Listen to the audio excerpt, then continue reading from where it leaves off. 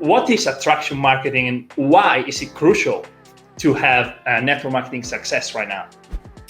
Well, interestingly, as I was on this journey of understanding the power of technology, understanding one-to-many versus one-on-one, how to leverage these tools available. In early days, it wasn't social media. This was pre-social media.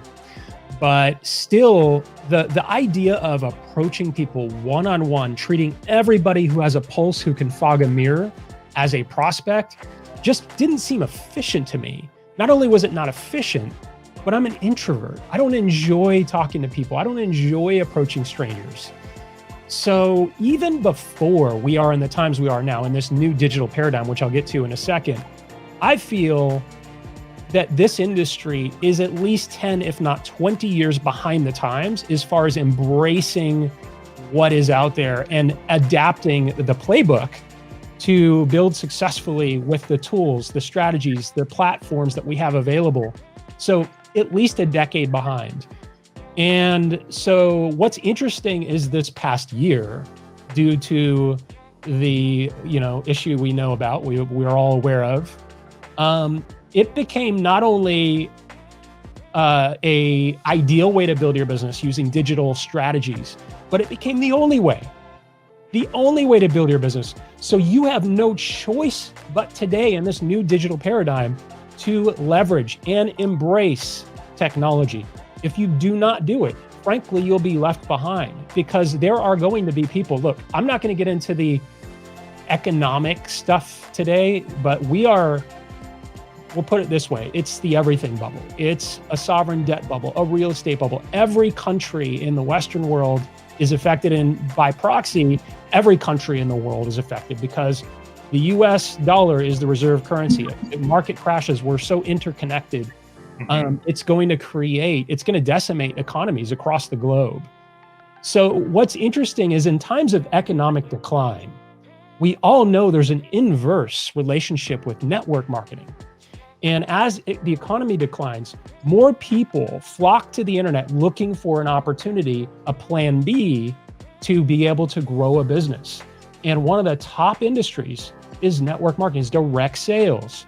So my argument is you have to build online, because there is right now currently record numbers of people realizing this idea of corporate security, of their retirements are taken care of getting a pension plan, that Social Security or social welfare programs are going to take care of them. That's from a bygone era. And so they're coming online right now and they're looking for an option, for a plan. And either you're going to be available and be seen by them or you're not. So you have no choice today unless you want to grow the slow way, which does work. Like you can do it one-on-one. But if you want to do it in a leveraged way, if you want to be able to do it get more results with less effort, you have to be online in this new digital paradigm. So that's the argument for attraction marketing. For the network marketers that don't know this yet, what exactly is attraction marketing and how does it work? Yeah, so attraction marketing, the term was actually coined by Mike Dillard in Magnetic Sponsoring. So that was the first time it was actually used to describe how his approach was different from everybody else. Now, the thing that makes it different, first and foremost, it's a different philosophy. Most of what's taught in network marketing, the way it's taught, comes from a selfish perspective. And what I mean by that is like when you're asked to make your list of 100 friends and family, it's like, so you ask, how do I grow my business? Well, you have to make a list of your friends and family. We're going to reach out to them and try to schedule some 3-ways or get them to a meeting or do something like that. And that's how you're going to build it.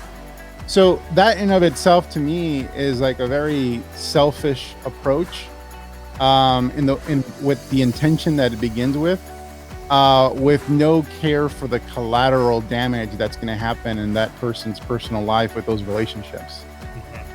If they had started with the intention of like, well, we have this product that's a weight loss product and we have an opportunity to, but let's start with the weight loss product. Who do you know in your friends who have expressed the desire to want to get healthier and lose weight? Then if you make a list of those people, then you're starting with the intention of wanting to help those people based on what you know about them. And then who else do you know who maybe needs to lose weight, but hasn't really said that they want to? Okay, write those people down. So those people will probably need to have a conversation to see if they even have a desire to want to do something like this. And then everybody else. So now you're kind of almost creating a target market from the people and you're starting understanding what their problems are, what they've shared with you previously.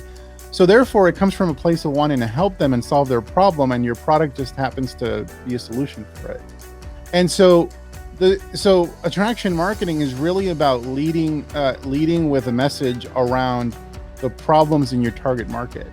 And this is something that can happen offline. It can happen through social media where you're interacting with people. And then obviously it happens with automation when you create funnels and do advertising. Especially when you create funnels and do advertising, your advertising will not work, your funnels will not work unless you are speaking to the problems and the solutions that people are seeking in their life or in their business or whatever the context is.